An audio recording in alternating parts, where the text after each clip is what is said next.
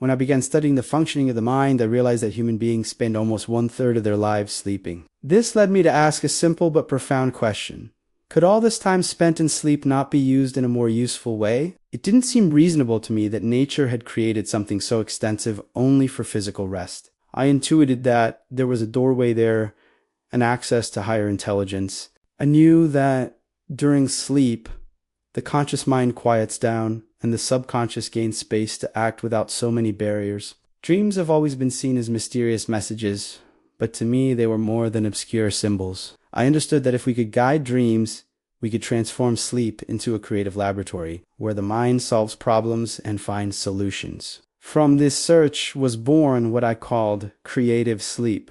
Unlike simply interpreting dreams after they happen, I taught people to program the content of their dreams before going to bed. This practice placed imagination to work while the body rested. I discovered that by using the alpha state, it was possible to give clear instructions to the subconscious mind and wake up in the morning with new answers. Many found this strange at first, but soon they noticed the results. Ordinary people began to dream solutions for issues related to study, work, and even health. I always said, if you learn to direct your mind, you can transform sleep into a source of creativity and guidance. This is not mysticism, but rather an understanding of how the mind functions on different levels of consciousness. Creative sleep became one of the most important points of the Silva method. It was proof that we do not need to waste precious hours of life in passivity. We could sleep and, at the same time, grow. This was only the beginning of a technique that would reveal how much the human being is capable of creating his own reality, even while resting. Before teaching any technique,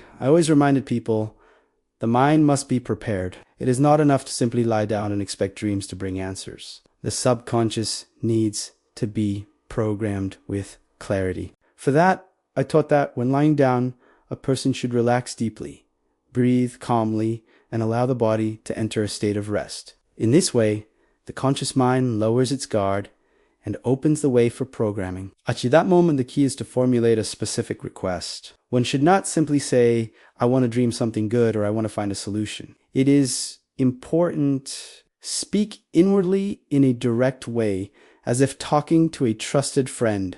For example, I want to dream tonight of the solution to my work problem, or I want to dream of a way to improve my health. The subconscious mind responds best to clear and simple instructions. After formulating the request, repeat it mentally a few times while already in a state of relaxation. The goal is for this idea to sink deeply into the subconscious before sleep arrives. It is like planting a seed. Once asleep, the fertile ground of the unconscious mind begins to work. I often say, you give the order, and the subconscious executes. Another fundamental part is faith in the process. If you doubt, you are sending contradictory messages. You need to believe that the answer will come, whether in the form of a clear dream, symbolic images, or even as intuition upon waking. When we trust the mind, it surprises us. When we distrust it, we block its power. Many students told me that even in their first attempts, they received valuable insights. Some dreamed of conversations that showed them the way, others of images that represented the solution. Each mind finds its own language. The most important thing is to maintain disciplined practice, night after night, until dream programming becomes a natural and reliable habit. There is no use programming dreams if, upon waking, we are not able to remember them. The first training of creative sleep, therefore, is to develop dream memory. I always said, everyone dreams. The difference is that some remember and others forget. Memory is the link that connects the work of the subconscious to the awakened consciousness. To strengthen this memory, I recommend creating the habit of keeping a notebook or recorder by the bed. As soon as you wake up, before even getting up, you should record any detail of the dream, an image, a phrase, a face, even just a sensation. It does not matter if the fragment seems meaningless. With practice, these pieces begin to form more complete narratives. Another simple technique is to repeat mentally, before falling asleep, I will remember my dreams upon awakening. This suggestion, repeated a few times in a relaxed state, works like a direct command to the subconscious. Over time, the brain responds and begins to organize memories better. It is as if we were saying inwardly, whatever you create, I want to receive. Many of my students were surprised to discover that they dreamed more than they had imagined. Sometimes, after only a few days of practice, they reported several dreams in one night. This happened because By giving attention to the subconscious, we opened a door that had previously remained closed. The mind then feels invited to share its messages. When the recall of dreams becomes natural, we are ready to take the next step, interpreting the signs, extracting solutions, and transforming these nightly images into practical tools for life. Creative sleep, therefore, is not only about dreaming, but about dreaming, remembering, and applying. This triad opens a new dimension of personal growth. After we learn to recall our dreams, the next challenge arises, correctly interpreting what the mind shows us. The solution does not always appear in direct words. Many times, it comes in the form of symbols, images, or seemingly disconnected situations. The subconscious speaks its own language, and it is up to us to translate it into practical life. I always warned, we should not look for ready-made interpretations in dream manuals.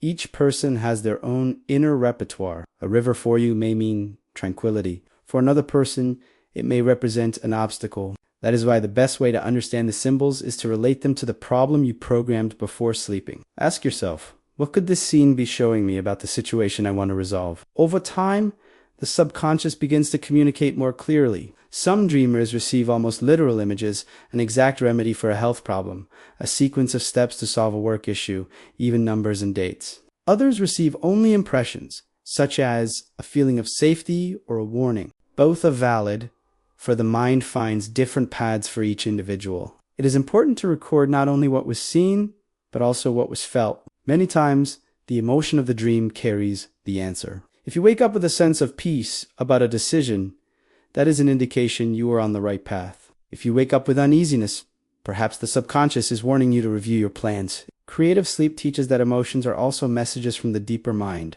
By applying this practice, I realized that life became simpler. Problems that seemed confusing during the day gained clarity at night. It was as if the unconscious were a silent advisor, ready to guide us. I discovered that by respecting this symbolic language, I not only found solutions, but also strengthened my confidence in the power of the mind. Creative sleep does not work automatically just because it is tried once or twice. Like any skill, it requires discipline and repetition. I always compared this process to the training of a musician. He does not learn a melody simply by hearing it once. He must practice daily until his fingers move naturally. The same happens with the mind. That is why I insisted with my students, program your dreams every night. Even if on some days nothing happens, or the dreams seem confusing, continue. Repetition sends the subconscious the message that this practice is important, and the more importance we give it, the more it responds. Habit creates an increasingly open channel between the conscious and the unconscious. Another necessary discipline is to keep regular sleeping hours. The mind works better when there is rhythm. Going to bed at the same time helps the body to relax and creates a natural preparation for programming. I recommended that in the minutes before sleeping, a person should avoid arguments, worries, or heavy distractions. The subconscious records everything, and we want to feed it only constructive instructions. I also guided my students to cultivate patience. Many sought immediate results, but true power comes with time. Each night of training is like a drop falling on a stone. Alone, it seems small, but repeated with consistency, it has the strength to shape the rock. In the same way, the mind becomes more flexible and obedient. When discipline is established, creative sleep ceases to be a forced exercise and becomes a mental lifestyle. The act of sleeping is no longer passive. It transforms into an opportunity for growth. To this point, many report deep changes in their personal, professional, and spiritual lives, for they no longer waste the hours of sleep. They turn them into fertile ground for creation. One of the most delicate aspects of creative sleep is trust. Many students would ask, what if I don't dream anything? What if the dream doesn't bring the solution I asked for? The answer was always the same. The subconscious mind works in its own rhythms. Sometimes the answer appears clearly in one night. At other times, it may take several days. The secret lies in maintaining faith in the process. Doubt is like a wall that blocks the passage of information. When you plant a seed, you do not dig it up every day to see if it is growing. You simply trust and water it. The same must be true with dream programming. If you distrust, you are sending contradictory messages to the mind, a request accompanied by disbelief. I recommended that upon waking, even if there was no memory of a dream, a person should give thanks mentally. Thank you, my mind, for working for me. This simple gesture reinforces the idea that cooperation is taking place, even if invisible. The subconscious responds well to recognition and, over time, opens itself more and more. Another essential point is to understand that the solution does not always appear in the expected form. It may not come in words, but in intuitions during the day, in meaningful coincidences, in encounters that bring answers. Creative sleep is not only what happens during the night, it is the sum of what manifests afterward. To trust means to accept that the mind knows the best way to transmit its message. With this trust, the results multiply. I saw people who, after weeks without remembering dreams, suddenly began recording impressive solutions. I saw others who, even without dreaming clearly, found ideas during work and realized they were the fruits of the requests made before sleep. That is why I always affirmed the subconscious never fails. What fails is our patience in waiting for it. Over time, I realized that creative sleep was not limited to solving intellectual or practical problems. Many people began to report improvements in their health after programming their dreams. They would ask for guidance on how to relieve pain, how to overcome symptoms, or how to find strength to change harmful habits. And during sleep, they would receive images, instructions, or simply wake up feeling different. I learned that the subconscious knows the body better than any of us consciously. It regulates every cell, every organ, every vital process. When we connect to it through creative sleep, we open space for it to show us paths of recovery and balance. Some dreamed of specific remedies, others of acts of self-care they had never considered. Still others simply awoke with a renewed conviction that they were healing. I always warned that the Silva method does not replace doctors or professional treatments. What we do is complementary.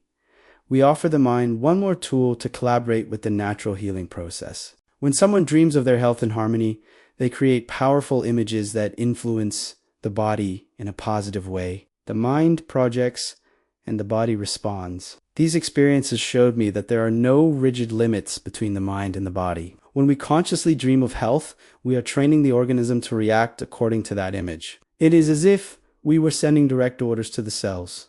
Work in harmony, seek balance. The subconscious translates these orders and activates internal resources that we do not always know we have. Thus, creative sleep also became a tool for self-healing and inner strengthening. It reminds us that health does not come only from the outside, but also from within, from the way we use our mind. By trusting in this process, we discover that even while sleeping, we can be rebuilding ourselves, not only in the body, but also in the soul.